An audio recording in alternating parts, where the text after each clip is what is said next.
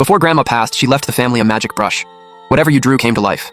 Uncle drew a Peking University acceptance letter, and my good-for-nothing cousin actually became the top student. Second aunt drew a lottery ticket, and someone was at the door before the ink even dried. My cousin's gold mine? Also drawn. Uncle's 20-story building? Also drawn. Even my cousin's drop-dead gorgeous wife was drawn into existence. But when it was my turn, Grandma suddenly changed her tone. Xiaota, you're special. Whatever you want, draw it now. She said we're descendants of Magic Brush Ma Liang. Only someone with the Ma bloodline can use it. Anything you want, just draw it. But could something this good really be true? Then why did Grandpa never touch it when he was alive? With everyone staring me down, I set the brush aside. Each person only gets 3 uses. I'm not about to waste mine. When you're all done, I'll draw for everyone. I told them. I only made it this far because of their support. Uncle and second aunt visibly relaxed. See? He's finally grown up. Without us, you wouldn't have survived. I kept my eyes down and laughed on the inside. The second my parents were gone, they stripped every last thing from the estate. Uncle took my dad's car and his shop. Aunt took our house and shoved me into the basement. Uncle's wife was vicious. She even tracked how many bites I took at dinner. Uncle had a gambling problem. When he lost, he'd take it out on me. You little jinx, you drained every last drop of my luck. That's what they called taking care of me. Kids don't need money, all they do is cause trouble. That old man hid this treasure for years, kept us broke, serves him right. I sat there and took it, quiet, obedient. But I wasn't refusing to draw because I didn't want to. I was scared.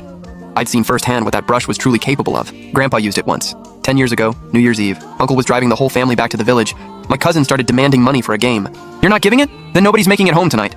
He grabbed the wheel. The car spun outway and flew straight off a cliff. In that last second, Mom threw her whole body over me. After the crash, the van went completely silent. When I came to, Grandpa was slumped against a rock, covered in blood. He pulled out the brush and started painting in midair.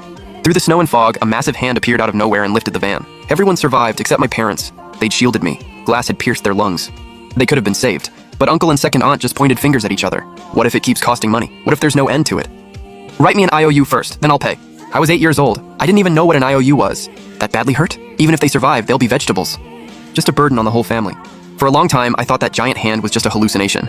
Until the night of my parents' funeral, I was hiding in the room, crying. Then I heard a knock, and a voice I knew better than anything. Xiaota, open up. Dad got you something good. My parents were alive, standing right in front of me. Mom was smiling, just like always.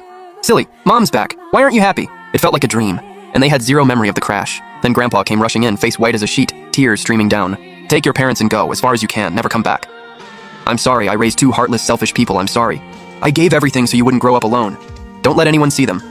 Then the funeral drums started outside. My parents' bodies were still lying in the hall. I saw the still wet brush in Grandpa's hand, and everything clicked. Even if they weren't real, I didn't care. As long as the 3 of us could be together, that was enough. But on the 7th day, they just vanished, like smoke, and Grandpa was found dead at home. The brush still clutched in his hand. That's when it finally hit me. The brush can create anything, but nothing it makes lasts forever. And every time you use it, there's a price. Meanwhile, I smiled and watched my aunt's family blow their money like it had never run out. I went back down to that dark, damp basement, stacked with textbooks, practice tests, and award certificates. 10 years gone, my parents' faces are starting to blur. But what I want, I've always known.